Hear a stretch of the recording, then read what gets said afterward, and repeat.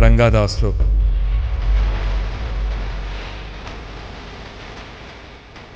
जो कुछ भी अभी रिसेंटली कोलकाता में हुआ, एक ह्यूमन के दिमाग में क्या चल रहा होता है that still people do such things. लाखों वेबसाइट्स पोर्नोग्राफिक कंटेंट के माध्यम से बच्चे के अंदर इस प्रकार की भावनाएं हावी होने लगी हैं। ऐसे कर्मों की क्या सजा है? मृत्यु के समय 65,000 बिच्छुओं के डंक के बराबर दर्द होता है। क्या ये कहा जा सकता है कि कलयुग का अंत नजदीक है? कलयुग जैसे बढ़ रहा है, लोगों के अधिकार जमाने की, सत्ता जमाने की, नियंत्रण करने की, कंट्रोल करने की टेंडेंसी बढ़ रही है। Does destiny exist? Expect disaster to be 50% of the experiences. Do you believe in afterlife? Changing bodies, ये केवल मृत्यु के बाद नहीं भैया, इसी जीवन काल में हो रहा है। अगर किसी व्यक्ति के मन में किसी के लिए कुछ गलत करने की इच्छा आई, तब क्यों परमात्मा उसको सैंक्शनिंग की परमिशन देते हैं? We have a very big challenge in human society.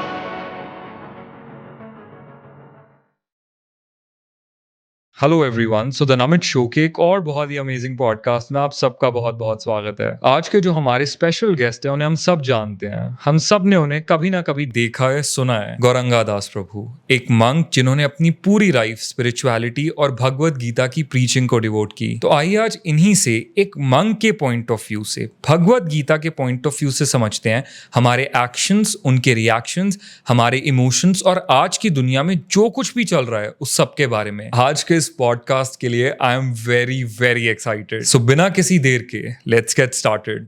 हरे कृष्णा प्रभु जी। हरे कृष्ण अमित। गौरंगा दास प्रभु, एक पॉडकास्ट जिसका मुझे बहुत लंबे वक्त से इंतजार था। Finally I get to meet you and it's an honour to meet you sir. Thank you, बहुत बहुत धन्यवाद। तो सर आज जानेंगे एक मंक के लाइफस्टाइल को, बिकॉज एक मंक का लाइफस्टाइल रेगुलर ह्यूमन बींग्स जो हम रेगुलर लोग हैं उनसे बहुत डिफरेंट होता है। आप लोगों का thinking process, the way you look towards things, the way you look towards world and the way you see people completely different हम लोगों के व्यू पॉइंट से। तो लाइफ की बहुत सारी चीज़ें आज समझनी है एक मंक के पॉइंट ऑफ व्यू से। Let's get started. जरूर। तो सर सबसे पहले प्रभु जी स्टार्ट करूँगा एक बहुत ही I would say serious topic से, जिसके बारे में मैं आपसे आपका व्यू पॉइंट समझना चाहता हूँ। दैट इज़ जो कुछ भी अभी रिसेंटली कोलकाता में हुआ। हम सब जानते हैं जो अभी कोलकाता में हुआ, पूरा देश जानता है, इनफैक्ट पूरे वर्ल्ड तक ये बात पहुँची। लेकिन ये अभी शायद कोलकाता का इंसिडेंट इतना ज़्यादा न्यूज़ एंड सोशल मीडिया पे आया, बट ये हर रोज़ हो रहा है हमारी कंट्री में और पूरे वर्ल्ड में ही कहीं ना कहीं ऐसे इंसिडेंट्स हो रहे हैं। तो कहीं ना कहीं हम सारे, हर इंडिविजुअल ये बात जानता है कि किसी की भी सैनिटी को ख़राब करना या किसी के भी तरफ एक गलत नज़र से देखना या किसी के साथ भी कुछ गलत करना इज़ डेफिनेटली रॉन्ग। ये सही नहीं है, ये पाप है। कोई भी नॉर्मल फंक्शनिंग ब्रेन, एक ह्यूमन ब्रेन इस बात को समझता है। वो ये जानता है कि जो मैं ये कर रहा हूँ वो गलत है, ये सही नहीं है। It has consequences and it has punishments attach to it. तो फिर भी एक ह्यूमन के दिमाग में आपके हिसाब से ऐसा क्या चलता है या क्या चल रहा होता है that still people do such things? बहुत महत्वपूर्ण प्रश्न आपने पूछा आज के परिप्रेक्ष्य में नमित जी। भगवत गीता में अर्जुन श्री कृष्ण से यही प्रश्न पूछते हैं, अथ केन प्रयुक्तोयम पापम चरति पुरुष अनिच्छन अपि वार्ष्णेय बलाद इव नियोजित।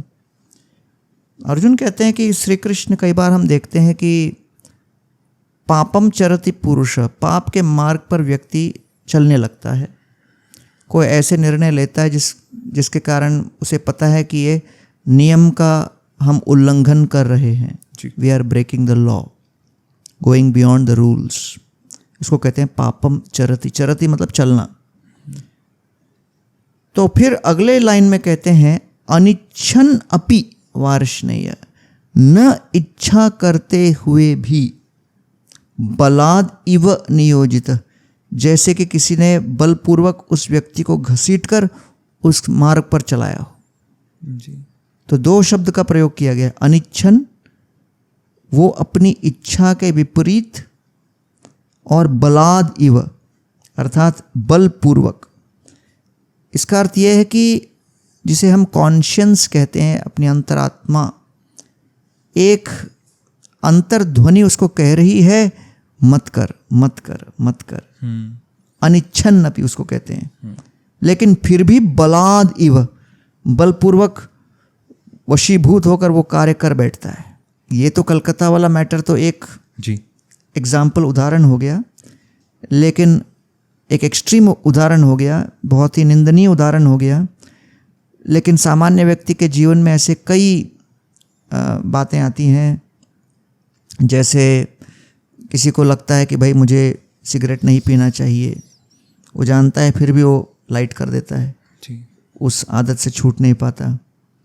कभी कोई किसी को लगता है कि मैं चोरी न करूं, डकैती न करूं, किसी के साथ अपमानजनक शब्दों का प्रयोग न करूं। परिवार में संकल्प कई बार लोग लेते हैं कि अब मैं वेल बिहेव्ड रहूँगा। Means millions of examples where we know I should not do this. और कभी कभी एक व्यक्तिगत रूप से संकल्प करते भी हैं, अब मैं ये नहीं करूँगा। या फिर और सिंपल एग्जाम्पल, मतलब सुबह जल्दी उठना हो, या फिर ये खाना हो, ये नहीं खाना हो, डायबिटीज़ बढ़ रहा है तो मिठाई नहीं खानी है, तो डॉक्टर ने कहा है। लेकिन फिर भी जब रसगुल्ला गुलाब जामुन आ जाए तो फिर हम वो संकल्प पूरा नहीं कर पाते। तो इसको कहते हैं अनिच्छन अपि वार्ष्णेय बलादिवत। वो बल क्या है, जैसे आपने पूछा अभी। तो कृष्ण कहते हैं काम एष क्रोध एष रजोगुण समुद्भव महाशनो महापाप्मा विध्येनम इह वैरिणम। कृष्ण कहते हैं अर्जुन, इस शक्ति, इस ताकत को कहते हैं काम वासना।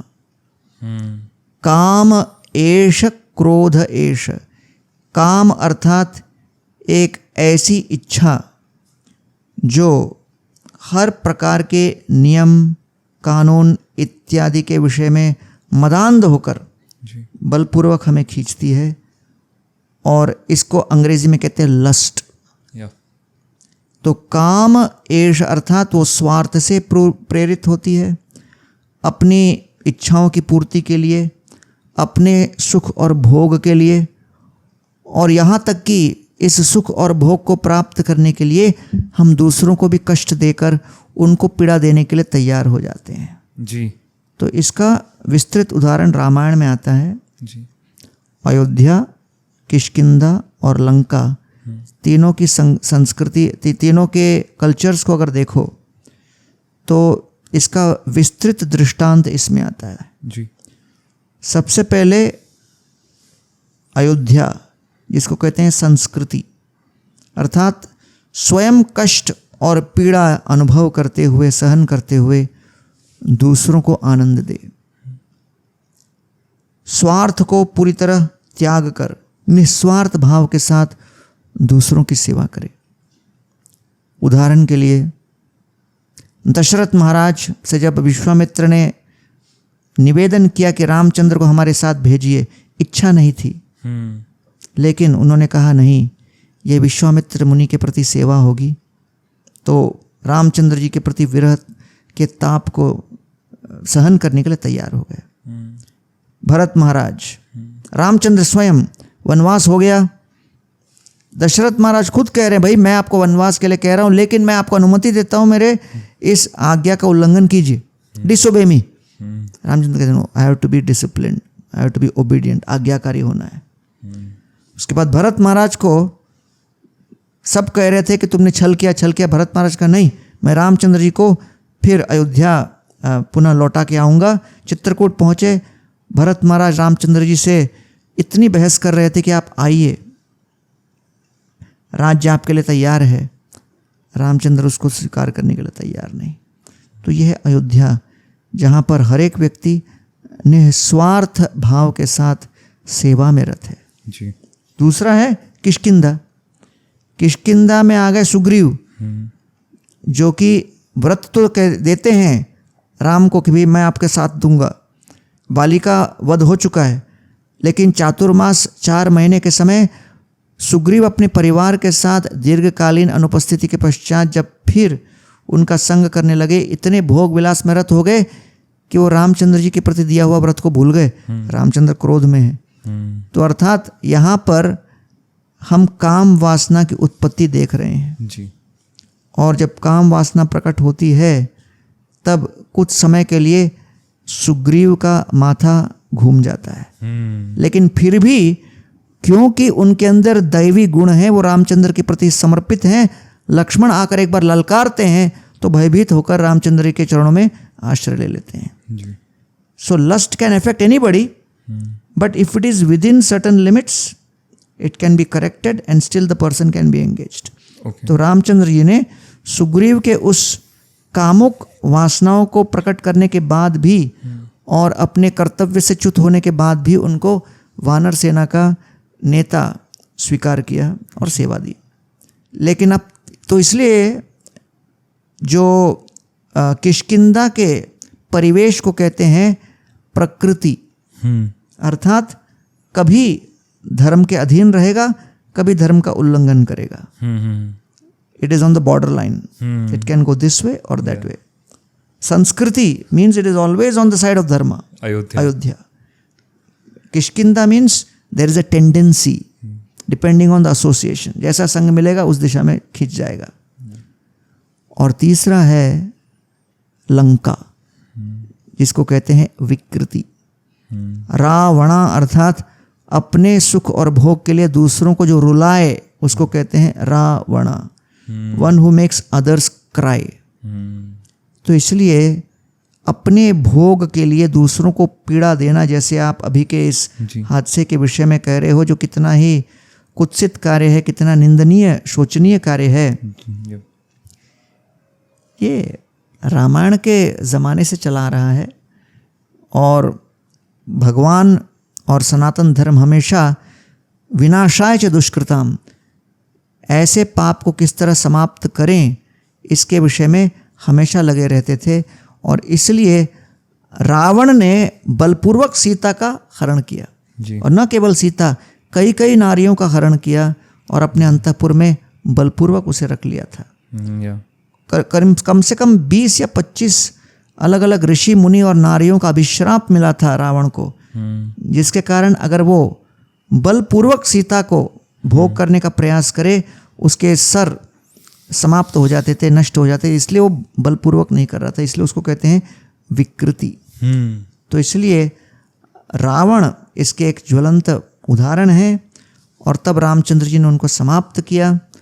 और ये रावण रूपी सत्ता, भाव, जो कि भोग करने की, काम वासनाओं को इस प्रकार व्यक्त करने की, कलयुग के अंदर इंटरनेट के माध्यम से इतना हावी हो गया है कि आज लाखों लाखों वेबसाइट्स पोर्नोग्राफिक कंटेंट के माध्यम से लोगों के चित्तवृत्ति और मन के अंदर काम वासना को और बढ़ावा दे रहे हैं। और इसलिए हमें केवल 1 या 2 इंसिडेंट को देखकर अचरज नहीं करना चाहिए कि ये क्या हो रहा है। हम लोग को समझना चाहिए कि ये एक प्रवृत्ति बढ़ती चली जा रही है। और एक समय जो विवाह के पश्चात ही लोग इस प्रकार काम संबंध के विषय में विचार किया करते थे और तब उनको एक अवसर मिलता था, आजकल इस इंटरनेट और पाश्चात्य सभ्यता और संस्कृति के प्रभाव के कारण बच्चे बच्चे के अंदर इस प्रकार की भावनाएं हावी होने लगी हैं। और ये वास्तव में बहुत बड़े दुख, क्लेश और चिंता का विषय है। तो इसलिए भगवान श्री कृष्ण कहते हैं अर्जुन को, काम एष क्रोध एष रजोगुण समुद्भव। ये रजोगुण से उत्पन्न होता है काम वासना। महाअश्न, ये सबसे बड़ा शत्रु है। महापापमा, सबसे बड़ा पापी है। विध्येनम इह वैरिणाम, वैरी अर्थात शत्रु। तो ये पूर्ण रूप से हमारे चेतना को, चित्तवृत्ति को निगलने वाला शत्रु है। क्योंकि सामान्य सर्प जो है आके डसता है, लेकिन अजगर पूरे हिरण को निगल जाता है। महाअश्न मतलब जो अपनी चेतना को पूरी तरह निगल जाए। ये ऐसा भयंकर काम वासना एक शत्रु है। Lust is a very powerful enemy, it needs to be controlled.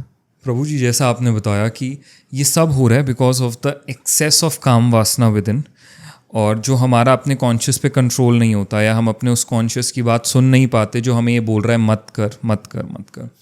तो जो लोग ऐसी चीज़ें कर रहे हैं, ऐसी एक्सट्रीम ब्रूटैलिटी कर रहे हैं, तो उनके साथ उसका क्या लाइक जो हमें यहाँ पे पनिशमेंट मिलती है लॉज एंड गवर्नमेंट के according, that is different, but क्या श्री कृष्ण ने इसके बारे में कोई बात की है कि उन लोगों के लिए आगे क्या सज़ा है, उनके कर्म, ऐसे कर्मों की क्या सज़ा है? शासन अर्थात सरकार जो दंड दे जी, और शास्त्र अर्थात वो जो भगवान के और पूरे ब्रह्मांड के नियम किस प्रकार संचालन होते हैं उसका वर्णन। जी, तो गीता में भगवान कहते हैं आवृतम ज्ञानमेतेन ज्ञानिनो नित्य वैरिणा काम रूपेण कौन्तेय दुष्पूरेण अनलेन च। ये काम वासना सबसे पहले हमारे चित्त को पूरी तरह आवृत करता है। जी, ज्ञानिनो नित्य वैरिणा, ज्ञानी व्यक्ति का सबसे बड़ा शत्रु है। जी, काम रूपेण कौन्तेय, काम रूपी शत्रु दुष्पूरेण अनलेन च, ये बिल्कुल अग्नि की तरह दहकते हुए बढ़ता चला जाता है। और कृष्ण 14वें अध्याय गीता में कहते हैं ऊर्ध्वम गच्छन्ति सत्त्वस्त मध्ये तिष्ठन्ति राजस जगन्य गुणवृत्तस्य अधो गच्छन्ति तामस। सत्वगुण अर्थात कर्तव्य परायण होकर कार्य करना, और इसका परिणाम होता है सुख की वृद्धि। जी, रजोगुण अर्थात अपनी इच्छा पूर्ति करने के लिए प्रयत्नशील रहना, और इसका परिणाम होता है चिंता। तमोगुण अर्थात अज्ञानवश कार्य करना, सही को गलत समझना, गलत को सही समझना, और इसका परिणाम होता है दूसरों को और स्वयं को पीड़ा। तो इसलिए अधो गच्छन्ति तामस, ऐसे लोग जो तमोगुण के अधीन काम करते हैं, ऐसे तमोगुणी लोगों को विभिन्न प्रकार के दंड दिए जाते हैं, जो कि अगले जीवन काल में विभिन्न प्रकार से दूसरे लोगों की यातनाएं और ये सब उसका विस्तृत वर्णन दिया गया है। लेकिन मुख्य बात यह है कि जो व्यक्ति इस जीवन काल के ही सरकार के दंड से नहीं घबराते, उनको शास्त्र के इन सब विवरणों को सुनाकर क्या होगा। हाँ, शास्त्र में इनका सब विस्तृत वर्णन है। जी, लेकिन समाज को ये विचार करना है कि अगर हमने सोचा कि ये धर्म वर्म से क्या होने वाला है ना, हमको तो आर्थिक सुधार करना है, सामाजिक सुधार करना है, हमको रहने की व्यवस्था में सुधार करना है, हमको शिक्षा में सुधार करना है, केवल इन सभी सुधारों के विषय में ही चिंतन करते रहें और इनका ही पालन करते रहें, और चेतना के, कॉन्शियसनेस के, मनोवृत्ति के, सोच के, विचार के, इच्छाओं के सुधार के विषय में कोई न चर्चा हो, न प्रयास हो, न किसी प्रकार से पॉलिसी हो, न इम्प्लीमेंटेशन हो, न इसके ऊपर कोई रोक हो, तो फिर एक बार विचार बिगड़ चुका तो फिर क्या करोगे। दूध में अगर आपने नींबू का रस घोल दिया, दूध तो फटने ही वाला है। जी, जी, जी, उसके बाद आप विचार करते रहो कि अरे ये इतना क्यों फटा, उतना क्यों फटा। अरे भाई, नींबू निचोड़ने को किस तरह रोका जाए वो विचार करो। तो इसलिए हम कहते हैं कि हमारी चेतना, हमारा सोच, हमारी इच्छाएं अगर दूध की तरह है, तो भिन्न भिन्न प्रकार के काम वासनाओं को बढ़ाने वाले ये सभी विचारधाराएं ये नींबू के रस की भांति हैं। उस पर कैसे रोक लगाया जाए, इसके ऊपर चर्चा होनी चाहिए। और एक मंग के पॉइंट ऑफ व्यू से आपके अकॉर्डिंग क्या सल्यूशन है इन चीज़ों का, जो इतना ज़्यादा बढ़ रहा है और लोग अपने उस कॉन्शियस पे कंट्रोल नहीं कर पा रहे, उस कॉन्शियस को पूरी तरह से सुन नहीं पा रहे। What's the solution? दो स्तर पर सॉल्यूशन होता है, एक व्यक्तिगत स्तर पर और दूसरे सरकारी स्तर पर। जी, क्योंकि सरकारी स्तर के जो रिकमेंडेशंस हैं और जो आइडियाज़ हैं वो तो मेरे नियंत्रण में नहीं है। जी, इसलिए सबसे पहले व्यक्तिगत स्तर पर ही हम कह सकते हैं। व्यक्तिगत स्तर पर हर व्यक्ति को, अगर चाहे कोई भी धर्म में क्यों न हो, अगर उसको अपने मन, इंद्रियां इत्यादि को बुद्धि और विवेक शक्ति के माध्यम से नियंत्रित करने की शिक्षा न मिले, प्रशिक्षण न मिले, प्रेरणा न मिले, तो व्यक्ति अंधाधुन इसी प्रकार के कार्य करते चला जाएगा। तो व्यक्तिगत स्तर पर हर व्यक्ति के सामने विस्तृत रूप से प्रस्ताव दिया जाना चाहिए कि जैसे रेस्टोरेंट में जाते हैं तो भोजन की कई वैरायटी हैं, धन कमाने जाते हो तो कई प्रकार के वैरायटी हैं, उसी प्रकार सुख को भी अनुभव करने के कई स्तर पे वैरायटी है। सबसे निम्न स्तर पर है इंद्रियों का सुख, सेंस प्लेजर, वो हम कहते हैं 4 आने का सुख। फिर है मानसिक स्तर पे सुख। अब जैसे इंद्रिय का सुख क्या है, जैसे कुछ मैंने रसगुल्ला और गुलाब जामुन खाया या कुछ मैथुन में भाग लिया, तो senses are getting contact with sense objects. इंद्रिय विषय के संपर्क में आते हैं, उससे जो सुख जनित होता है उसको कहते हैं इंद्रिय सुख। That pleasure which comes out of a contact between sense and sense object. नेत्रों ने कोई सुंदर स्वरूप देखा, नाक ने कुछ जो है अच्छा स्मेल किया, टेस्ट कुछ सुना, किसी ने कहा अरे क्या आप तो महान हो, आपसे ज़्यादा बड़ा तो कोई है ही नहीं, स्तुति कर दी तो बड़ा अच्छा लगा कानों को। उसी प्रकार जो है जब हम इन बातों को लेकर चलते हैं तो that's called sense pleasure, that's at the lowest. लेकिन सबसे अधिक प्रचलित यही है। लेकिन ये 4 आने का सुख है गीता और हमारे शास्त्र के अनुसार। इसके ऊपर मानसिक, किसी ने कोई कविता लिख दी, किसी ने कोई लेख लिख दिया, तो ये मन को सुख देता है, संतोष देता है, और इसको कहते हैं 8 आने का सुख। Why is it higher? क्योंकि जब हम कोई कविता लिखने बैठते हैं या सुनने बैठते हैं तो इंद्रियों के सुख को भी हम भूल जाते हैं, उसमें तल्लीन हो जाते हैं। उसके ऊपर आता है इंटेलेक्चुअल प्लेजर, जिसको कहते हैं बुद्धि का सुख, अर्थात कोई आइडिया लगाना, प्रॉब्लम को सॉल्व करना। लोग जब चेस खेलने बैठते हैं तो समाधि में चले जाते हैं। बाहर वाले को लगता है कि दोनों एक दूसरे को सामने किस चीज़ को घूर रहे हैं, लेकिन बुद्धि इतनी तीव्र गति से चल रही है, सब कुछ भूल गए। तो इसको कहते हैं 1 रुपए का सुख। Higher than that is ego, ego का प्लेजर, अहंकार से उत्पन्न सुख, अचीवमेंट, अकम्प्लिशमेंट। तो मैं कहता हूँ ये 1.25 रुपए का सुख। तो ये अलग अलग स्तर पर ये सभी सुख हैं। और सबसे ऊपर, तो इसके सबसे ऊपर है आध्यात्मिक सुख, आत्मा का सुख। रमन्ते योगिनो अनंते सत्यानंद चिदात्मनि इति राम पदे नासौ परम ब्रह्मा विदीयते। योगियों को जो सुख की अनुभूति होती है इसको कहते हैं अनंत सुख। इसलिए राम शब्द का अर्थ क्या है? आनंद के सागर। आनंद के सागर को कहते हैं राम। रमन्ते योगिनो अनंते, अनंत है ये, सत्यानंद, सत्य है ये, समय के साथ कम नहीं होता।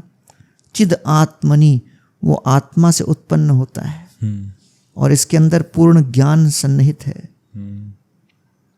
इति राम पदे नासो परम ब्रह्मा विदीयते, इसको राम कहते हैं।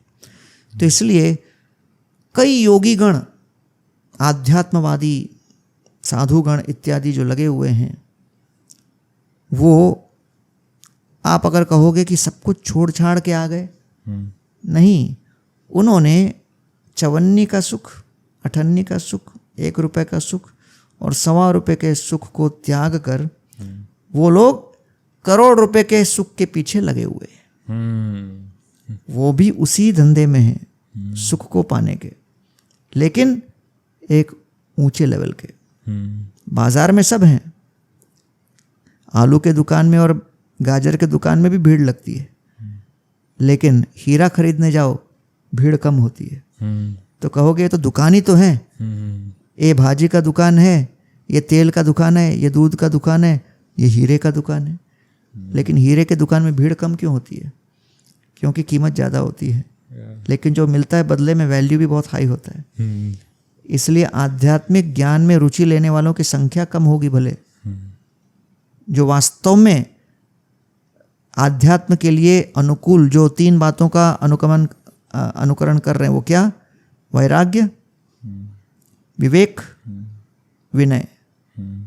जब किसी के जीवन में वैराग्य आए, अर्थात आदतों को बदलने की शक्ति और ताकत, कोई भी प्रलोभन को ना करने की शक्ति और सामर्थ्य, उसको कहते हैं वैराग्य।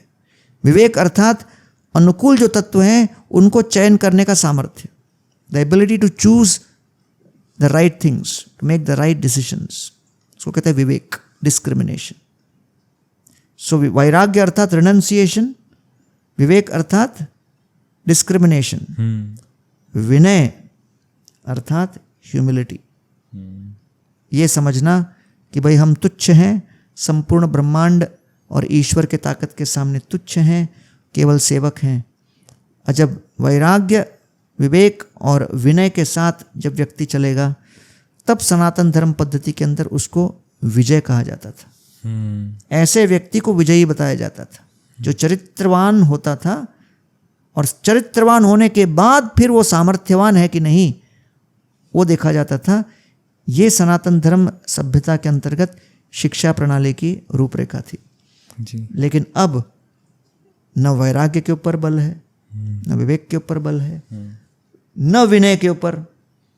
केवल सारा नैरेटिव है विजय विजय विजय, how to be success success success, और केवल सामर्थ्यवान कैसे होना, और चरित्रवान होने के लिए बल ही नहीं है, तो फिर उसका परिणाम हम देख रहे हैं. तो इसलिए व्यक्तिगत स्तर पर अगर कोई इसको उतारने का प्रयास करे, इन बातों को, इन तत्वों को अभ्यास के माध्यम से, अभ्यासेन तो कौन्तेय वैराग्येण च गृह्यते.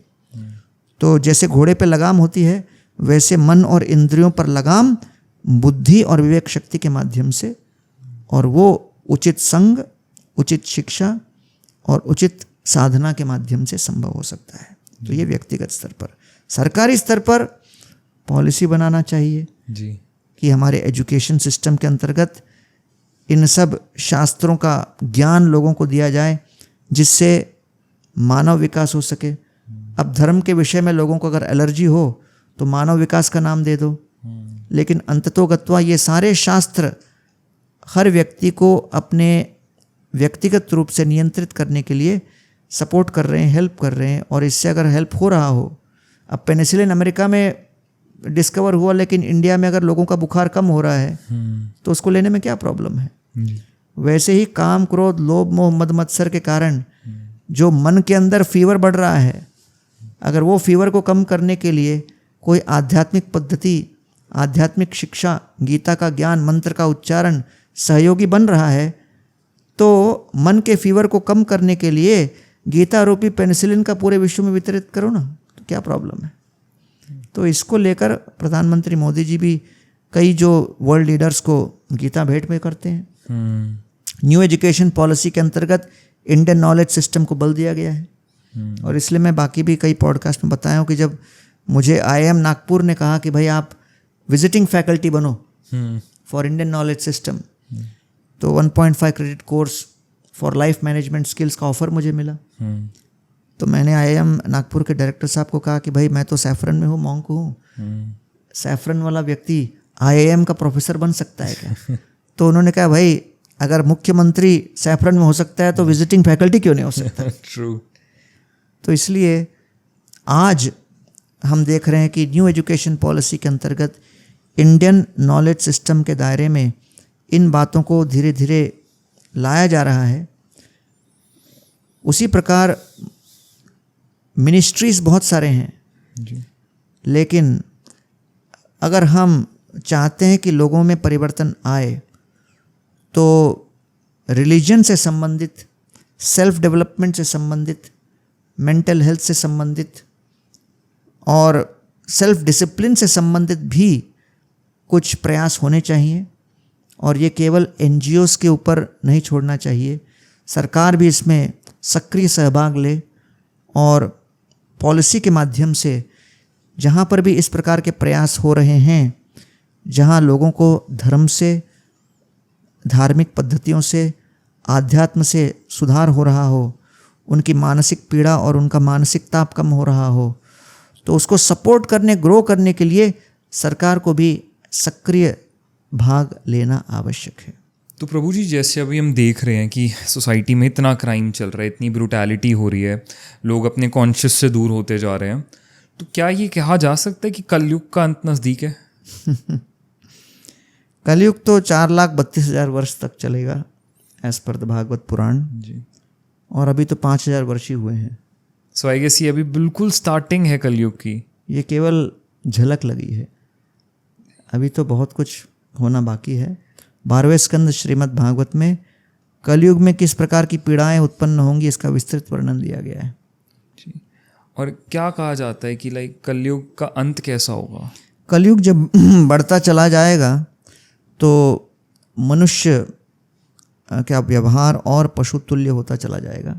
ऑलरेडी हम देख रहे हैं जी, लोगों के प्रति अत्याचार, स्त्रियों के प्रति, बच्चों के प्रति शोषण और कितने ही विभिन्न प्रकार के अपने ऊपर ही लोग अत्याचार कर रहे हैं बुरी आदतों के माध्यम से। ये और बढ़ता चला जाएगा, अराजकता बढ़ती चली जाएगी। और जैसे जैसे कलयुग में लोगों की शक्ति और क्षमता क्षीण होती चली जाएगी, लोग अपने घरों वरों को छोड़कर जंगलों में चले जाएंगे और जितने भी फल फूल सब्जियां उत्पादन भी कम होता चला जाएगा, उनके अंदर प्रदूषण बढ़ता चला जाएगा। कैंसर एक्सप्रेस के बारे में तो आपने सुना ही है जी, जो कि इतने फर्टिलाइजर्स के कारण हो रहा है। तो भोजन की कमी, जल की कमी, स्वास्थ्य की कमी और लोगों के आत्मनियंत्रण की कमी और सरकारों के लोगों को नियंत्रण करने की कमी, इन सब बातों में बढ़ावा आता चला जाएगा। तो कलयुग का अंत स्वयं कल की अवतार करेंगे। कहा गया है श्रीमद् भागवत में कि कल की अवतार प्रकट होकर जितने आसुरी तत्व हैं, जो अधिकांश समाज है, उनका विध्वंस करेंगे। और जब कलयुग समाप्त होता है तो उस समापन के पश्चात फिर एक सतयुग का साइकिल स्टार्ट होता है। तो सतयुग, त्रेतायुग, द्वापर युग, कलयुग। तो Kalyug 4,32,000 years multiplied by 10 is Dwapar yug, multiplied by 10 is Tretayug, multiplied by 10 is Satyug. तो इस तरह से ये एक एक चलता चला जाता है। प्रभु जी, थोड़ा सा मैं बात करना चाहूँगा। आजकल जो लोगों की लाइफ में एक चीज़ जो सबसे ज़्यादा इम्पैक्ट करती है वो होते हैं उनके रिलेशनशिप्स, उनके लोगों के साथ कनेक्शंस, रिलेशंस, उनकी लव लाइफ, उनके पार्टनर्स। ये चीज़ आई गेस आज के वक्त में लोगों को सबसे ज़्यादा इम्पैक्ट करती है, बहुत क्लोजली इम्पैक्ट करती है। तो इसको स्टार्ट करने से पहले एक सवाल मेरा ये होगा, does destiny exist as per you? बिल्कुल, इसका अर्थ समझना आवश्यक है। गीता के परिप्रेक्ष्य में जी, 3 प्रकार के कर्ता बताए गए हैं गीता में। नादत्ते कस्यचित् पापम न चैव सुकृतं विभो अज्ञाने नावृतम ज्ञानम तेन मुह्यन्ति जन्तवः। जीव जो कि आत्मा, वो इच्छा रूपी करता है। We initiate the process by desiring. उसके बाद परमात्मा, ईश्वर, वो हमारी इच्छाओं का मूल्यांकन करते हैं, विश्लेषण करते हैं कि इच्छा पूर्ण करने लायक इसके अंदर ताकत है कि नहीं, जी, पूर्व कर्मों के अनुसार। जी, तो मैंने अभी इच्छा की मुझे हाथ उठाना है, तो मैंने इच्छा की। उसके बाद ईश्वर देखते हैं कि इस क्षण इनके कर्मानुसार हाथ उठाने की क्षमता है कि नहीं। तो मिली सेकंड्स के अंतर्गत करोड़ों करोड़ों जन्मों के पूर्व कर्म को देखकर फिर वो विश्लेषण करेंगे कि हाँ, इनके अंदर वो कर्म है। So his destiny allows him to lift his hand, he is allowed. फिर ईश्वर क्या करते हैं, अपना रिकमेंडेशन देते हैं प्रकृति को, जो कि हाथ के अंदर जो मसल्स है, पेशियां हैं, उनको फिर मैं उठा पाता हूँ। तो इसलिए जब पैरालिसिस होता है, व्यक्ति इच्छा करता है उठाने की, लेकिन वो उठा नहीं पाता। क्यों? क्योंकि उस समय उनके कर्मानुसार वो शक्ति की सामर्थ्य समाप्त हो गई है। इसलिए इच्छा करके भी और दवा लेकर भी वो कुछ नहीं हो सकता। तो इसलिए इसको बहुत ही मौलिक रूप से समझना और मैच्योर तरीके से समझना आवश्यक है। We should not be using the law of karma and destiny in non emotional manner, क्योंकि जब लोगों की पीड़ा होती है उसके प्रति सद्भावना और एम्पैथी व्यक्त करना बहुत आवश्यक है। At that time we should not be using the philosophy to explain, but we should understand based on philosophy that the jiva soul is the desiring doer. इच्छा करने वाला करता है जीव। परमात्मा, ईश्वर is the sanctioning doer. वो sanction करते हैं, अनुमति देते हैं। हाँ, उपदृष्टा अनुमंता भर्ता भोक्ता महेश्वर। परमात्मेति चाप्युक्त देहेस्मिन् पुरुषः पर, गीता में वर्णन किया गया कि वो अनुमंता हैं, अनुमति देने वाले। तीसरे हैं प्रकृति, who is the facilitating doer. तो ये तीनों के समन्वय से हमारा हर क्षण चल रहा है। तो इसलिए कोई कहता है कि मैंने ये कार्य किया, तो अहंकारवश उसने न परमात्मा रूपी कर्ता को अस्वीकार किया, न प्रकृति रूपी कर्ता को स्वीकार किया। तो प्रभु जी, वैसे मेरा टॉपिक तो अभी था थोड़ा सा लव एंड रिलेशनशिप्स, पर आपने एक ऐसी बात कही जिससे ना मेरे को थोड़ा सा ये पीछे वाले डिस्कशन की एक बात वो आ गई कि आपने कहा कि एक हम इच्छा करते हैं, फिर परमात्मा उस इच्छा को सैंक्शन करते हैं, और प्रकृति एक्चुअली में फिर वो इन फॉर्म ऑफ एक्शंस हमसे करवाती है। तो अगर किसी व्यक्ति के मन में किसी के लिए कुछ गलत करने की इच्छा आई, to hurt someone, to do wrong to someone, तब क्यों परमात्मा उसको सैंक्शनिंग की परमिशन देते हैं? वाई डजंट ही लाइक वहीं से ही डिसएग्री कि नहीं है, ठीक नहीं है, डोंट डू इट? ऐसा क्यों नहीं होता? जीवेर स्वरूपो कृष्णर नित्यदास। कृष्ण कहते ममैवांशो जीवलोके जीवभूत सनातन। मान लीजिए सागर है जी, ओशन, सागर में नमकीन जल है, वो जल का अपना एक तत्व है, गुण है। उस जल में से अगर अपन ने एक बाल्टी जल निकाला, उस बाल्टी जल में से एक ड्रॉपर लेके मैंने एक ड्रॉप निकाला उसका, और अपने हथेली में रखा एक बूंद सागर के जल को। आप सागर में जाकर डुबकी लगाकर सागर का जल अगर मुंह में जाएगा तो उसका स्वाद कैसा रहेगा? नमकीन। एक बूंद को अगर मैं चाटूंगा, इसका स्वाद कैसा रहेगा? नमकीन।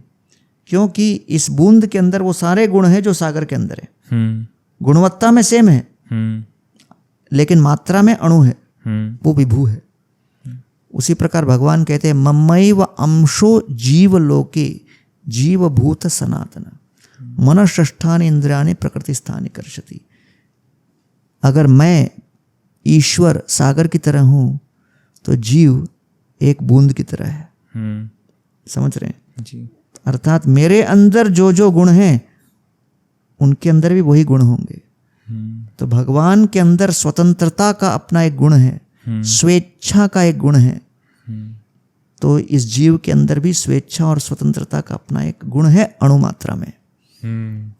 तो इसलिए स्वेच्छा के आधार पर ही प्रेम हो सकता है। और अगर कोई कहता है कि मेरी ये संपत्ति है, वो संपत्ति है, ये संपत्ति है, तो भगवान गीता में कहते हैं कि हर जीव की एक ही संपत्ति है, उनकी स्वेच्छा। स्वतंत्रता रत्न इसको कहते हैं। तो इसलिए भगवान इस स्वेच्छा में और स्वतंत्रता में हस्ताक्षेप नहीं करते। He does not interfere in that free will. इसलिए आप देखो कि आज लोग गैजेट्स के साथ ज़्यादा समय बिता रहे हैं और जीवित मनुष्यों के साथ कम समय बिता रहे हैं। आप तो रिलेशनशिप्स के ऊपर बहुत कुछ बोलते हो, तो आप समझते हो कि गैजेट्स के साथ रिलेशनशिप बनाना आसान हो गया है। क्यों? क्योंकि कलयुग जैसे बढ़ रहा है, लोगों के अधिकार जमाने की, सत्ता जमाने की, नियंत्रण करने की, कंट्रोल करने की टेंडेंसी बढ़ रही है। तो गैजेट को जो बटन दबाओ दब जाता है, जिस दिशा में आप गैजेट को घुमाना चाहो घूम जाता है, जो प्रतिक्रिया आप गैजेट से और जो वेबसाइट से चाहो वहाँ आ जाता है कि नहीं? लेकिन जीवित व्यक्ति जिसके साथ रिलेशनशिप है, उसका कोई गारंटी नहीं है कि उसकी प्रतिक्रिया क्या होगी। आप कुछ बोलो तो कुछ और बोलेगा। तो लोग देख रहे हैं कि भाई the reactions and responses from gadgets is predictable, controllable, but the reactions and responses from humans is unpredictable, uncontrollable. इसलिए why to spend time with humans? Better spend time with gadgets because it is within my comfort level. तो human beings के साथ बहुत धीरज लगता है, धैर्य लगता है, पेशेंस लगता है, टॉलरेंस लगता है, और प्रेम मतलब ये सभी बातें जी। इसीलिए गैजेट्स को कंट्रोल करके इतनी आदत हो जाती है कि मनुष्यों के साथ धीरज कम होता चला जा रहा है। इसलिए बच्चे अगर बात नहीं मानते, या पति पत्नी के बीच कुछ मतभेद होता है, या प्रेमी प्रेमिका के बीच कुछ मतभेद होता है, तो सहनशीलता कम हो गई है। क्योंकि समझना चाहिए कि turn around time human beings का ज़्यादा होता है, गैजेट्स का कम रहता है। या तो इसलिए लोग धीरज खो बैठे हैं और इसलिए ब्रेकअप्स की संख्या बढ़ती जा रही है। क्यों? क्योंकि गैजेट्स ने अपनी आदत बिगड़ दी है कि लोगों को लगता है कि मनुष्य भी वैसे ही रिस्पॉन्ड करे जैसे गैजेट्स। लेकिन गैजेट्स में फिक्स्ड रिलेशन है, भाई मैं बटन दबाऊंगा ये प्रतिक्रिया करेगा। दो ह्यूमन बींग्स से अगर दोनों सोचे कि मैं बटन दबाऊंगा और वो वैसी प्रतिक्रिया करे, वो चलता नहीं है। इसलिए to come back to your question कि yes we have a very big challenge in human society, और हर एक व्यक्ति को समझना चाहिए कि हमारा अपने ऊपर पूर्ण नियंत्रण है और भगवान उस नियंत्रण में हस्तक्षेप नहीं करते, केवल सुझाव देते हैं, अनुकूल परिवेश प्रदान करते हैं। पूरी गीता सुनाने के बाद भी कृष्ण ने अंत में अर्जुन को किया, अर्जुन मैंने संपूर्ण गीता सुना दी, विमृश्येतत् अशेषेण यथेच्छसि तथा कुरु। आप समझ में आया आपको गीता? नहीं समझा तो फिर समझाऊंगा, कई बार समझाऊंगा, लेकिन लड़ना आपको है और युद्ध आपको करना है। I will not fight on your behalf. तो इसलिए ये समझना आवश्यक है, न भगवान हमारी इच्छा में हस्तक्षेप कर सकते हैं और न हम अपने जीवन में किसी भी रिलेशनशिप में, संबंध में, चाहे पति पत्नी का हो, माता पिता और बच्चों का हो, भाई बहनों का आपस में हो, मित्रों का हो, प्रेमी प्रेमिका का हो, no human being can actually interfere and force any decision from any other living person, because the tendency of the soul is to be independently thoughtful. तो जैसे अभी प्रभु जी आपने इतने अच्छे से एक्सप्लेन किया इस चीज़ को, यहीं पे हमने थोड़ी सी बात करी ब्रेकअप्स की, that why the pace of breakups is increasing इतना ज़्यादा आज के वक्त में। और आजकल ये एक्चुअली में हो रहा है, जितनी जल्दी रिलेशनशिप्स बन रहे हैं उतनी जल्दी टूट भी रहे हैं। एक वक्त ऐसा था जहाँ पे एक रिलेशनशिप या दो लोगों में शादी होना बहुत बड़ी चीज़ होती थी। आजकल getting into a relationship is very easy and their breaking up is also very easy. लेकिन फिर जब वो ब्रेकअप होता है तो इंसान का हार्ट ब्रेक होता है, वो सैड रहता है, बहुत चीज़ों से गो थ्रू करता है। और तब मन में ना एक बात आती है कि जैसे हम उस वक्त अगर एक इंसान ब्रेकअप से गो थ्रू कर रहा है तो हम समझाते हैं कि कोई बात नहीं, शायद वो इंसान तुम्हारे लिए सही नहीं था इसलिए लाइफ से गया। तो मेरे पास अक्सर ये क्वेश्चन आता है कि अगर वो मेरे लिए सही नहीं था तो भगवान उसे मेरी लाइफ में लाए ही क्यों? अगर उसे जाना ही था एक ना एक दिन, तो why did God bring him into my life at the first place? देखो भाई, जो करना है कर लेते हैं, जब गड़बड़ होता है फिर गॉड को लेके आते हैं ये बहुत बड़ी प्रॉब्लम है। तो गॉड ने तो ये नहीं कहा कि भाई इंस्टाग्राम के माध्यम से रिलेशन बनाओ, फेसबुक के माध्यम से बनाओ।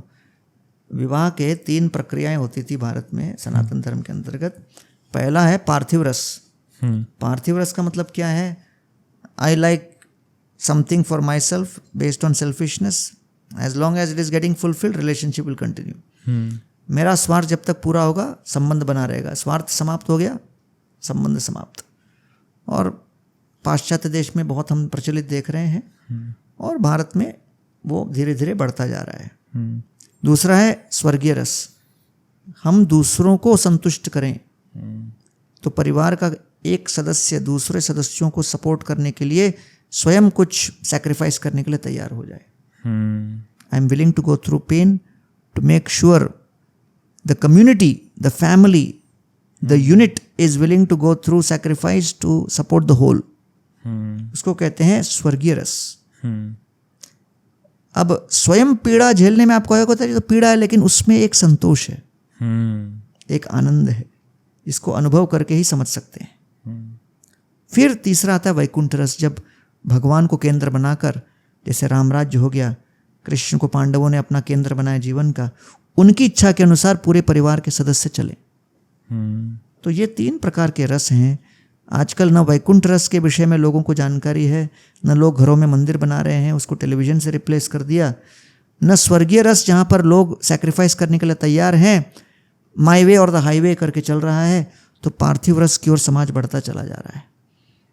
तो इसलिए केवल सिम्टम्स को देखकर रिएक्ट करना उचित नहीं, उसके पीछे मूल कारण को समझना उचित है। छींक आ रही है तो फिर केवल छींक की दवा देना काफ़ी नहीं है।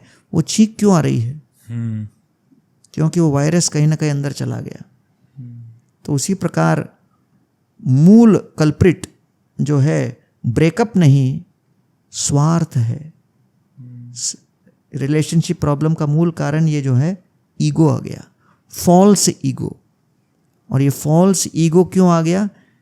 क्योंकि इंटरनेट ने, सोशल मीडिया ने, समाज ने धीरे धीरे किसी ईश्वर या भगवान को केंद्र के बदले स्वयं को ही जीवन का केंद्र बनाने के ऊपर बल दिया है। I am at the centre of the universe, that is the modern day narrative. तो जितना व्यक्ति अपने आप को केंद्र बनाएगा तो उस दृष्टिकोण से सारे निर्णय लिए जाएंगे। पहले क्या होता था? परिवार केंद्र है, समाज केंद्र है, भगवान केंद्र है। वो धीरे धीरे वो केंद्र बिंदु बदलता हुआ मैं केंद्र हूं आ गया। तो मैं केंद्र हूं, आई एम द सेंटर, इस तत्व को लेकर चलेंगे तो उसका परिणाम हम देख रहे हैं। प्रभु जी, एक रिलेशनशिप्स पे और बहुत बड़ी चीज़, कई बार ना क्या होता है, हम अपनी तरफ से जब किसी के साथ एक रिलेशनशिप में आते हैं अपना बेस्ट देते हैं, ऑनेस्ट रहते हैं, लॉयल रहते हैं, डेडिकेटेड रहते हैं, एफर्ट्स लगाते हैं, सब करते हैं, लेकिन फिर भी कई बार सामने वाला या तो हम पे चीट कर देता है या हमें छोड़ देता है, हमारे एफर्ट्स को वैल्यू नहीं करता, हमें वैल्यू नहीं करता। उस वक्त पे जो पेन होता है, जो हमें फीलिंग होती है कि यार हमने अपना बेस्ट दिया फिर भी मेरे साथ ऐसा हुआ, उस वक्त पे क्या कहें खुद से? या अगर सामने किसी के साथ हो तो क्या कहें उस वक्त पे उससे, क्योंकि उसने कुछ भी गलत नहीं किया इस सब में। अगर हम फाउंडेशन के ऊपर काम नहीं करेंगे तो ऊपर ये कांच टूट गया, दीवार में ये क्रैक आ गई, फ्लोरिंग में ये क्रैक आ गया, वही चर्चा करते चले जाएंगे और उसी की मरम्मत करते रहेंगे। लेकिन फ्लोरिंग में क्रैक क्यों आया? क्योंकि नीचे फाउंडेशन हिल रहा है। जब फाउंडेशन हिलेगा तो ऊपर बिल्डिंग के दीवारों पे क्रैक आएगा, फ्लोरिंग में क्रैक आएगा, कांच में क्रैक आएगा, सब में क्रैक आएगा, क्योंकि नीचे मूवमेंट हो रहा है। तो इसलिए coming back to the main point, we have to reset the foundation of society, which is what? I am not the center, I am not the enjoyer, I am not the controller, I am not the proprietor. भोक्तारम यज्ञतपसाम सर्वलोक महेश्वरम सुहृदम सर्वभूतानाम ज्ञात्वा माम शांतिम ऋच्छति। जब आत्मा परमात्मा के साथ सनातन संबंध स्थापित करे, सनातन सेवा के माध्यम से, उसको सनातन धर्म कहते हैं, तो सनातन धर्म के संबंध जब हर व्यक्ति स्थापित करेगा तब वो दूसरे जीव को शोषण करने वाला व्यक्ति नहीं देखेगा। वो कहेगा अरे इनका भी संबंध उस सनातन पिता के साथ है, तो इनके साथ भाईचारे का नाता है। तो हम दूसरों के प्रति जो दृष्टिकोण रखेंगे, that will not be of enjoyment and exploitation but of empathy and service. तो इसलिए आज आवश्यकता है कि हम नैरेटिव को बदलें, दृष्टिकोण को बदलें, पर्सपेक्टिव को बदलें, क्योंकि जब वो बदलेगा तब हम नहीं देखेंगे कि हाँ ये व्यक्ति हमारे शोषण के लिए तैयार किया गया है, इसका शोषण करें, भोग करें, फिर निकल चलें।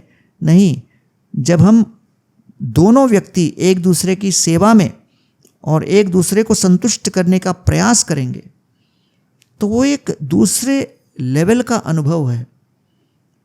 और वो निस्वार्थ भाव के साथ जब हम कार्य करते हैं, उस संबंध में जो मिठास आता है, वो मिठास जीवन के कई कड़वे सत्यों को झेलने की ताकत देता है। और इसलिए पूर्व काल में जब लोग एक दूसरे के साथ संबंध स्थापित करते थे, परिवार के बड़े बूढ़े बहुत विचार करके, चरित्र देखकर, उनके पारिवारिक परिवेश को देखकर, बैकग्राउंड को देखकर, वो सब देखते हुए फिर एक परिवार का दूसरे परिवार के साथ नाता जुड़ता था। लेकिन आजकल पारिवारिक कंपैटिबिलिटी वगैरह को छोड़कर हर व्यक्ति सोचता है मैंने इनको पसंद किया, उन्होंने हमको पसंद किया, चलो आगे बढ़ो। तो इसके हो सकता है कुछ एडवांटेजेस होंगे, लेकिन उसके कई डिसएडवांटेजेस भी हैं। तो इसलिए इसको पूर्ण रूप से समझना आवश्यक है। How to retain the best parts of our ancient system, where there was not just personal compatibility but also psychophysical compatibility, family compatibility, social compatibility, economic compatibility. तो जितना भी अलग अलग स्तर पर समन्वय हो सकता था, आर्थिक, सामाजिक, व्यक्तिगत, मानसिक, इन सब को देखते हुए जब दो लोग एक साथ आते थे, और फिर ज्योतिष का भी इसमें बहुत बड़ा हाथ था। उसके आधार पर कुंडलियाँ मिलती थी। कई बार लोगों को लगता है कुंडली उंडली क्या है, सब तो ऐसी बेवकूफ़ बनाने वाली बातें हैं, और भले भले बेटर नॉट टू सी, नहीं तो फिर क्या है, ये व्यक्ति पसंद आया और ये ज्योतिषी ने कुछ कह दिया तो बड़ा मुश्किल हो जाएगा, गिल्टी फील होगा, ऐसा सब करके। तो मैं कहता हूँ कि 360 degree change in narrative needs to happen. अन्यथा हम केवल ये दीवार क्रैक हो गई, फ्लोरिंग क्रैक हो गया, ग्लास क्रैक हो गया, उसी के ऊपर हम मरम्मत करते चले जाएंगे, लेकिन नीचे फाउंडेशन कंटिन्यूस हिल रहा है, उसको देखेंगे नहीं तो केवल आपको ऊपर ऊपर से औपचारिक मरम्मत के ऊपर बहुत खर्चा होगा, कभी ये क्रैक बनना बंद ही नहीं होगा। जी जी जी। तो प्रभु जी बहुत अच्छा ये एक डिस्कशन हमने लव के ऊपर किया, रिलेशनशिप्स पे किया। एक हमारा फाइनल सेगमेंट जो है उसमें मैं आपसे ये जानना चाहूँगा that do you believe in afterlife? हाँ, not me but Bhagavad Gita speaking about 5 topics, Ishvara, jiva, prakriti, काल, कर्म, तो इसमें सब आ जाता है। तो अब कुछ लोग ये चीज़ कहते हैं कि आफ्टर डेथ हमारा जो सोल है उसको ले जाया जाता है, देन इट्स अ स्वर्गलोक, नरकलोक, फिर वहाँ पे उसके जितने भी अच्छे और बुरे कर्म हैं उनको टैली होता है। वैसे कुछ लोगों की थियरी ये कहती है कि जैसे ही a moment a person dies here his soul enters into some other body. Bhagavad Gita क्या कहती है इस पूरे उस पे? देहिनोस्मिन् यथा देहे कौमारम यौवनम जरा तथा देहांतर प्राप्तिर धीरस्तत्र न मुह्यति। भगवद गीता कहती है कि कृष्ण कहते हैं अर्जुन को, आफ्टर लाइफ चेंजिंग बॉडीज, ये केवल मृत्यु के बाद नहीं भैया, इसी जीवन काल में हो रहा है। आप बचपन में आपका शरीर का आकार छोटा था, अब यौवन संपन्न है, कल के दिन वृद्ध हो जाएगा, बॉडी बदल रहा है, so you are getting new bodies. लेकिन आपके अंदर जो भावना है कि मैं बच्चा था, मैंने 2.5 साल पहले अपना सोशल मीडिया जर्नी स्टार्ट किया, मैं अब आगे ये करूँ, तो वो मैं एक कॉमन हो गया, वो बदल नहीं रहा है। आप अपने बचपन की भी फोटो अपने फैमिली को दिखाओगे तो कहोगे ये देखो मैं कितना छोटा, मैं कितना छोटा, अरे शरीर तो बदल गया, क्या नहीं बदला? मैं वाली भावना वो कहाँ से आ रही है? शरीर का पुर्जा बदल गया। Every cell has changed, what has not changed? आत्मा। आपके अंदर जो आत्मा है वो नहीं बदल रही। तो कृष्ण कहते हैं तथा देहांतर प्राप्तिर, मृत्यु के पश्चात वही आत्मा जब नया रूप धारण करती है, नए शरीर में चली जाती है, धीरस्तत्र मुह्यति, तो धीर पुरुष देखता है कि भाई आत्मा तो इस जीवन में भी शरीर बदल रही थी, मृत्यु क्या है? एक दूसरा इस तरह का शरीर ले लेना। अब वो शरीर किस आधार पर मिलता है? कृष्ण कहते हैं भगवद गीता में कि 8वें अध्याय में, अंत काले च मामेव स्मरण मुक्त्वा कलेवरम। मृत्यु के समय जैसी भावना, जैसा मन में विचार होगा, मृत्यु के क्षण, at the last moment of death, what ever you think, you will get a body accordingly. Okay. This is the fundamental principle for all our decision making in spiritual life. Okay. जितना भी व्यक्ति आध्यात्मिक मार्ग में उतरा है, केवल अपने मृत्यु के समय जीपीएस को सेट करने के लिए। तो वो जो जीपीएस है, मन के ऊपर जो सेटिंग होगा मृत्यु के समय, वैसा ही अगला शरीर मिलेगा। गीता में भगवान कह रहे हैं 8वें अध्याय में। जो व्यक्ति आध्यात्मिक मार्ग में उतर रहा है, वो क्यों उतर रहा है? क्योंकि वो अभी से अपने मन के अंदर अभ्यास करना चाह रहा है, कैसे मन में अनुकूल विचार आए जिससे कि मृत्यु के समय कृष्ण का स्मरण करें, जिससे कृष्ण के लोग जा सकें। तो इसलिए हर व्यक्ति को तो जर्नी लेनी ही है। दो ही प्रकार की जर्नी है, unplanned forced destination and planned journey. तो हम लोग प्लैंड जर्नी वाली कैटेगरी में प्रयास कर रहे हैं, जिससे कि हर क्षण क्या विचार करें, मनन करें, चिंतन करें, उसके ऊपर कुछ नियंत्रण हो। धीरे धीरे मन के विचार हम परिवर्तित करते हुए नित्य सनातन हम लोग कृष्ण का स्मरण कर सकें, हर परिस्थिति को उनका दिया हुआ प्रसाद समझ सकें।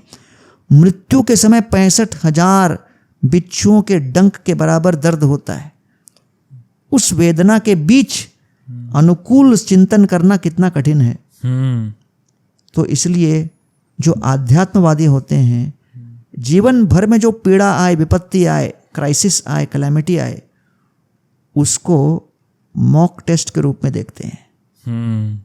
कि जो लास्ट क्षण में जो पीड़ा आने वाली है, एग्जाम, यूपीएससी का एग्जाम, उसके लिए मॉक टेस्ट लगता है ना। मॉक टेस्ट में अगर उत्तीर्ण होंगे तब समझ सकते हो कि भाई अंतिम क्षण भी हम चिंतन कर सकते हो। तो आज अगर कोई दरिद्रता आए, विपत्ति आए, क्राइसिस आए, कैलेमिटी आए, और मैं भगवान का अनुकूल चिंतन न कर पाऊँ, उस समय केवल ऊपर वाले को गाली देता रहूं या फिर परेशान होकर डिप्रेशन में चला जाऊं, मतलब I am not yet ready to think of Krishna when the greatest pain occurs at the time of death. इसलिए everything is connected, it is fascinatingly logical. इसलिए बुद्धिमान लोग आध्यात्मिक मार्ग में जुड़ते चले जा रहे हैं। इसलिए पॉडकास्ट देखने वाले लोग लव, रिलेशनशिप इत्यादि में आगे बढ़ते बढ़ते समझो कि लव और रिलेशनशिप के चैंपियन हैं spiritualists, because we are mad after developing a relationship of love with the supreme lover Krishna, the supreme who is love personified. सारे धर्मों में अलग अलग नाम से उनको दिया गया है, लेकिन हर धर्म में वो प्रेम के मूर्तिमान स्वरूप हैं, कृपा के, करुणा के मूर्तिमान स्वरूप हैं। जितने भी दैवी गुण हम किसी प्रेम के संबंध में अपेक्षा करते हैं, ये सब अनंत मात्रा में उनके अंदर विद्यमान है। इसलिए प्रेम के ही भूखे हम लोग उनके पीछे लगे हुए हैं। एंड प्रभु जी, जैसे हमने बात की आफ्टर लाइफ की, कि जैसा लास्ट हमारे कुछ मोमेंट्स में हमारा थॉट प्रोसेस होगा, हमारे मन में जो चल रहा होगा, वैसा हमारा नेक्स्ट लाइफ होगी। तो जैसा ये भी कहते हैं, डू यू बिलीव दैट हमारे इस जन्म के कर्म हमारे अगले लाइफ में कैरी फॉरवर्ड होते हैं, उसका गुड या बैड इफेक्ट? हाँ। तो जैसे हमने अपनी पास्ट लाइफ में कुछ गलत कर्म किए, कुछ बहुत गलत कर्म किए, डेफिनेटली हमें उसका फल मिलना है इस बार। क्या इस लाइफ में अगर मैं बहुत अच्छा सब कर रहा हूँ, मैं अच्छे कर्म कर रहा हूँ, सब अच्छा करने की कोशिश कर रहा हूँ, तो मैं अपने उस पास्ट के नेगेटिव इफेक्ट को नलिफाई कर सकता हूँ? Do I have this power? देखिए, अगर आप पूछो कि भाई मैंने टैक्स नहीं भरा, अब मेरे को जीएसटी का नोटिस आया, ये क्या करूँ, वो करूँ, तो मैं, दो ऑप्शन है। एक तो बहुत सारा ऑन द स्पॉट ज्ञान दे दूं कि भाई ये करो, वो करो। दूसरा है मैं बोलता हूँ भाई ये मेरे पास जीएसटी कंसल्टेंट है, ये चार्टर्ड अकाउंटेंट है, और ये खासकर टैक्स अफेयर्स में बहुत बड़ा एक्सपर्ट है, तो ये टैक्स कंसल्टेंट, जीएसटी कंसल्टेंट को आप हायर कर लो। वो जो है आपको न केवल ज्ञान देगा, लेकिन साथ साथ इस तरह के काम बताएगा जिससे कि आपका सब कुछ क्लीन हो जाए। इसलिए आपके प्रश्न के उत्तर में मैं ये कहूँगा कि थियोरेटिकल बातें करने के बदले अगर हर व्यक्ति कोई गीता और भागवत शिक्षा देने वाले लोगों के संपर्क में आए, जो न केवल कर्म के सिद्धांत सिखाएं, लेकिन उस कर्म के चक्र से बचने के लिए अभी क्या करना है उपाय भी बताएं, तो यही तो है केवल टैक्स का बुक पढ़ने में और टैक्स कंसल्टेंट को अपने जीवन में हायर करने के डिफरेंस है ना। तो इसलिए ऐसे लोगों को कहते हैं गुरु, शिक्षा गुरु, पथ प्रदर्शक गुरु। ऐसे लोगों के आप संपर्क में आइए जो न केवल विश्लेषण करे कर्मों का, लेकिन उस कर्म के चक्र से बचने के लिए मार्ग और उपाय भी बताएं। तो जब ऐसा गुरुजनों के संग में आते हैं उसको कहते हैं सत्संग जी। तो इसलिए आज विशेष रूप से हिंदू समाज को सबसे अधिक आवश्यक है दो बातों की, सत्संग और साधना, है कि नहीं? अगर मैं कहूँ नहीं मैंने जीएसटी के बारे में सब कुछ ज्ञान पढ़ लिया, लेकिन जो फाइलिंग करना था वही नहीं किया, जी तो फिर क्या मतलब हुआ? हाँ, बोला टैक्स के बारे में A to Z सब कुछ जानकारी मिल गई, लेकिन जो टैक्स फाइल करना है वही नहीं किया, और उसको मरम्मत करने के लिए क्या करना है वही नहीं समझा, तो फिर क्या मतलब? उसी प्रकार लोग कहते हैं नहीं मुझे स्पिरिचुअलिटी में बहुत इंटरेस्ट है, I want to discuss a lot of Gita, ये वो। अरे लेकिन भाई अपनाओगे साधना के माध्यम से, तो आज भारत में सबसे अधिक आवश्यकता है प्रैक्टिसिंग हिंदूज की, जो कि अपने जीवन में कम से कम आधा घंटा कुछ आध्यात्मिक मार्ग को अपनाए, पालन करे। केवल चर्चा का वो विषय न बने, हमको केवल टैक्स और जीएसटी की चर्चा नहीं करनी है, जिस माध्यम से उसको वहाँ तक पहुँचाना है उसको पहुँचाना है कि नहीं? वैसे ही अपनी भावनाओं को ईश्वर तक पहुँचाने के लिए जो मार्ग है उसको साधना कहते हैं जी। तो वैसे ही हमको अपने जीवन में सत्संग की आवश्यकता है। सत्संग जब करेंगे तो अपने आप साधना फॉलो करेगा, और फिर हम केवल औपचारिकता मात्र के लिए हिंदू नहीं कहलाएंगे। वास्तव में हिंदू सनातन धर्म के अंतर्गत जो ताकत है, शक्ति है, उसको अनुभव करेंगे। वो अनुभूति किस तरह होगी? आत्म संयम के माध्यम से, जी वैराग्य के माध्यम से, विवेक के माध्यम से, विनय के माध्यम से। जब हम अपने मन और इंद्रियों के ऊपर विजय प्राप्त करेंगे, जब जो संतोष और आनंद की अनुभूति होगी, तब हम समझेंगे कि हाँ हम सही दिशा में चल रहे हैं। और प्रभु जी इससे एक बहुत इंपॉर्टेंट चीज़ आती है, जैसे आपने कहा कि बहुत ज़रूरी है उसको प्रैक्टिस करना अपनी लाइफ में, पहले एक सही गुरु से उसे समझना और फिर उसे प्रैक्टिस करना। लेकिन आजकल के इस बिजी और हेक्टिक लाइफस्टाइल में ये चीज़ आती है, लोग कहते हैं कि टाइम नहीं है, कि हमें ऑफिस जाना है, सुबह 8 बजे निकलना है, रात को 9 बजे घर आएंगे, खाना खाएंगे, सोएंगे, सुबह फिर उठना है, फिर निकलना है, and then same routine for 6 days in a week. बच्चों को पढ़ना है, स्कूल जाना है, ट्यूशन्स जाना है रात को, and everyone is so much into their hectic lifestyles. तो फिर कहाँ से इस स्पिरिचुअलिटी के लिए हम, मतलब लोगों को आप ये कहेंगे कि वो किस तरह से वक्त निकालें कि वो इस स्पिरिचुअल जर्नी को भी प्रॉपर टाइम दे सकें? फिर मैं ये कहूँगा कि भाई अगर आप कहो कि अरे मेरे को जीएसटी भरने का टाइम नहीं है, टैक्स भरने का टाइम नहीं है, मैं कहाँ जाऊँगा और ये सब भरूँगा ये सब, तो फिर जब वो जीएसटी कंसल्टेंट आएंगे और जब टैक्स कंसल्टेंट आएंगे बोलेंगे नहीं भरेंगे, तो फिर आपको जो है कार वाले घर से कारागार में लेके जाएंगे।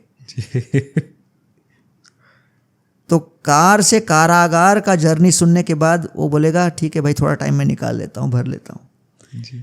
तो कभी कभी जब लोग कहते हैं मेरे पास इसका टाइम नहीं, उसका टाइम नहीं, उसका कॉन्सिक्वेंस क्या है समझो। जी। और जब कॉन्सिक्वेंस समझेंगे अपने आप प्रेरणा आ जाएगी कि भाई अगर लोग कहेंगे अरे अरे बारिश हो रही है, छतरी लेके जाओ, दूसरे कमरे में छतरी, नहीं नहीं 2 मिनट में मेरा जो है ट्रेन छूट जाएगा, छतरी लेने का टाइम नहीं, अब भागो बाहर, भीगोगे। जी। तो अगर छतरी लोगे तो आप बारिश से बचोगे। वैसे ही जीवन दिन भर में जो आपत्तियाँ आने वाली हैं उससे बचने के लिए ये प्रार्थना और साधना ही एक छतरी की भांति है। अगर आप कहो कि छतरी लेने के लिए भी टाइम नहीं, तो फिर आपका एनर्जी दूसरे चीज़ों में चला जाएगा। So therefore you have to understand कि 3 बातों में आपको अपना समय अवश्य देना है, जी। जो कि आपके आर्थिक आवश्यकताओं को और अधिक बढ़ोतरी देगा। जी। वो क्या है?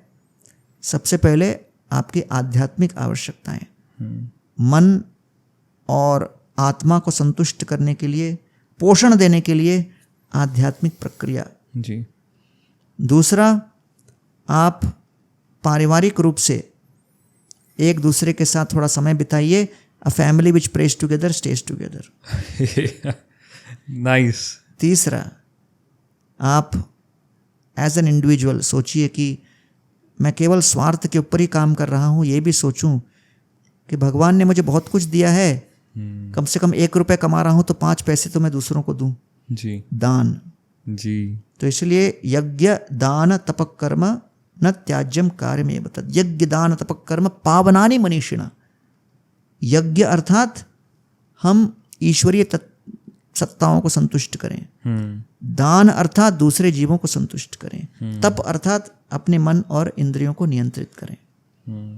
तो ये जब तत्वों को हम अपने जीवन में उतारेंगे, हम आध्यात्मिक, पारिवारिक और सामाजिक इन उत्तरदायित्वों को जब हम अपने आर्थिक उत्तरदायित्वों के साथ, व्यावसायिक उत्तरदायित्वों के साथ जोड़ते हैं, तो फिर एक अलग लेवल के, अलग स्तर के संतुलन की हम अनुभूति करेंगे जी। और जब संतुलन होगा तब समन्वय होगा। क्योंकि सबसे पहले रिलेशनशिप्स के लिए क्या आवश्यक है? 4 सूत्र रिलेशनशिप का कह के मैं इस पॉडकास्ट को अंत करता हूँ। जी जी जी। Because you are a Guru of relationship. तो फर्स्ट इज सम्मान जी, रिस्पेक्ट। जी उस सम्मान के आधार पर होता है सेवा। जी जब सेवा करने लगते हैं तो बढ़ता है स्नेह, जी और जब स्नेह होने लगता है तो अति परिचयात अवज्ञा होने लगती है, तो उससे बचने के लिए सीमा। जी।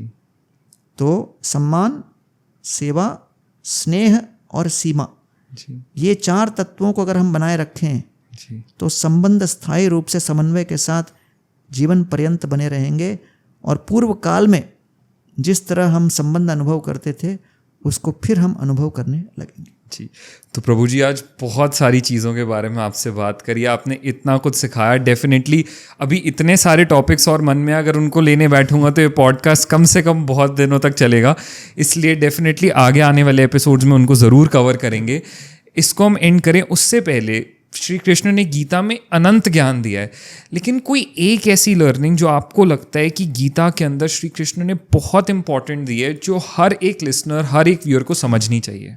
मात्रा स्पर्शास्तु कौन्तेय शीत उष्ण सुख दुःखदाः आगमा आपायनो अनित्यस्तां तितिक्षस्व भारत। जी। टॉपिक इज टॉलरेंस, अर्थात सहिष्णुता। जी। कृष्ण कहते हैं हमारी इंद्रियां जब इंद्रिय विषयों के साथ संपर्क करती हैं तो हमारी अपेक्षा होती है कि हर संपर्क केवल आनंद दे। We expect every interaction of the sense with sense object to generate only pleasure. कहते हैं नहीं, 50% चांस है कि नेत्रों से आप कोई दृश्य देखो, वो पॉजिटिव ना हो, नेगेटिव हो। जी। कुछ स्वाद लो तो हो सकता है वो अनुकूल स्वाद न हो, प्रतिकूल हो। It may not be tasty, it may be very tasteless. जी। Therefore, expect 50% of the time the interaction will be negative. तो जब आपकी अपेक्षा ही इस तरह होगी तो जब वास्तविकता जो आती है तो दर्द कम होता है। जी। अगर किसी ने बिना आपको चेतावनी दिए अचानक जो है पिन घुसा दिया तो दर्द ज़्यादा होता है। जी। डॉक्टर के सामने आकर डॉक्टर 2-4 शब्द बोलकर फिर जब इंजेक्शन लाता है तो वेदना कम होती है। क्यों? We are expecting it. Ji.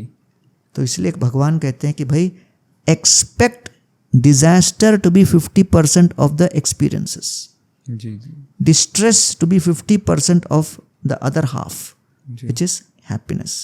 Happiness, distress, 2 sides of the same coin. तो आगमा आपायनो अनित्य, ये दुख आएंगे और जाएंगे, ये अनित्य है। तान तितिक्षस्व, टॉलरेट इट, सहन कीजिए इसे। क्यों? क्योंकि इसको जब सहन करेंगे, आज वर्षा ऋतु है, उसके बाद ऑटम आएगा, फिर सर्दी आएगी। जी। मौसम जैसे बदलते हैं, जीवन में भी संपत्ति और विपत्ति के परिस्थितियां बदलती रहेंगी। Don't make a big deal out of it, just focus on your ability to contribute and serve. Thank you so much Gauranga Das Prabhu, आपने अपना वक्त दिया। अभी डेफिनेटली बहुत सारे एपिसोड्स आपके साथ आएंगे। आपके टाइम के लिए, आपकी इतने सारे विजडम और नॉलेज के लिए thank you so much. Hare Krishna. Thank you so much Namit, thank you very much. Hare Krishna.